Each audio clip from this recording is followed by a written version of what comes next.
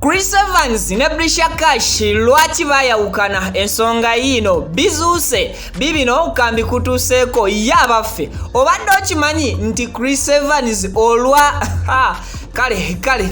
kambikuwe bampita Vicky nsinzira ku Vicky exclusive butelevu na Wonderboy UG.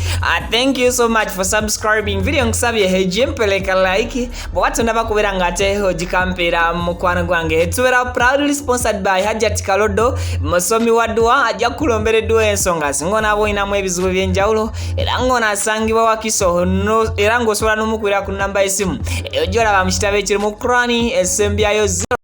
67 gwayagala okubeera ng'otereza bizinensi zo akola ku nsonga z'amaka yesonga ate naawe anoonya omubeezi onoonya mukyalo oba mwami Hajat Kalodo solution so nga ate era naawe agoba ku bya passports oba visa onoonya butuuze mu ddala Hajat solution video omaze okuba nga ateeyo jimpelaka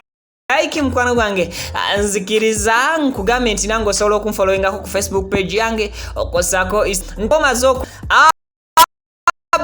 Brisha Cash mwagaka wano n'ogwekito ne mwana mulenzi Chris Evans Kawesi era nga bano beeyisamuko okumala weeks ezaali zikunukiriza mu 3 naye ekyasinga okubeera nga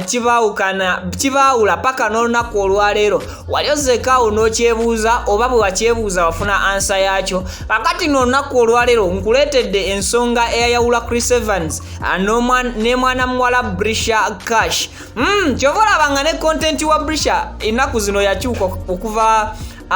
lweyava by the way ebintu bya Brisha biwanvu muko byava kwoli gwe mwamanya ne bidda mwawo nga Brisha atandise n'okukyusa type ya content gwakola then natuuka nasisinkana omwami ono oba omuvubuka ono oba omuyimbi ono oba celebrity ono Chris Evans Kawesi munange bwe basisinkana nga bakola videos nga abantu basooka bagamba yi Chris Evans osazeewo Brisha Cash osooka omutwalo omulagabe ewammwe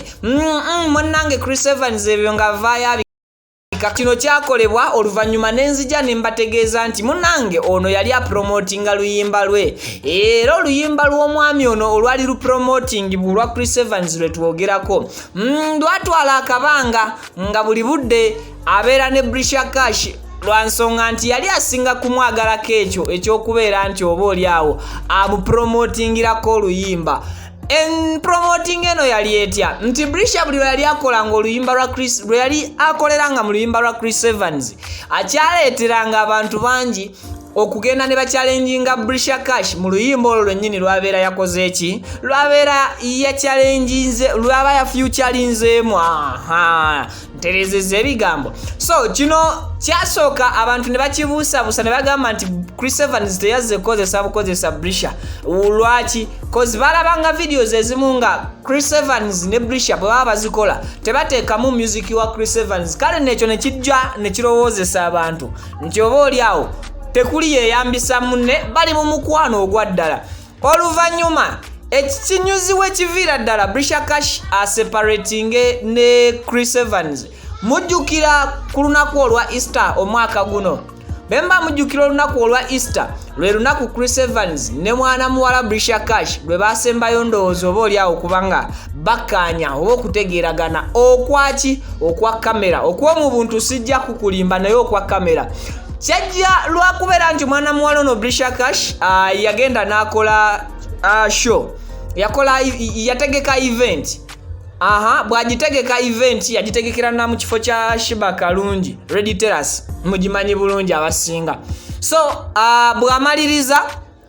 ng'ayita abantu bangi era abambi mwe bali mwena abagenda okuwagira kaana kawala kano oba mwana muwala ono Brisha Cash abambi mwamulaga omukwano kati mu oluvannyuma lw'okubanga baamulaga omukwano abantu bangi ba tiktokers era nga n'abamu ku bayimbi be yasemba okubeererawo nga teyababeererawo mu ntandikwa naye at least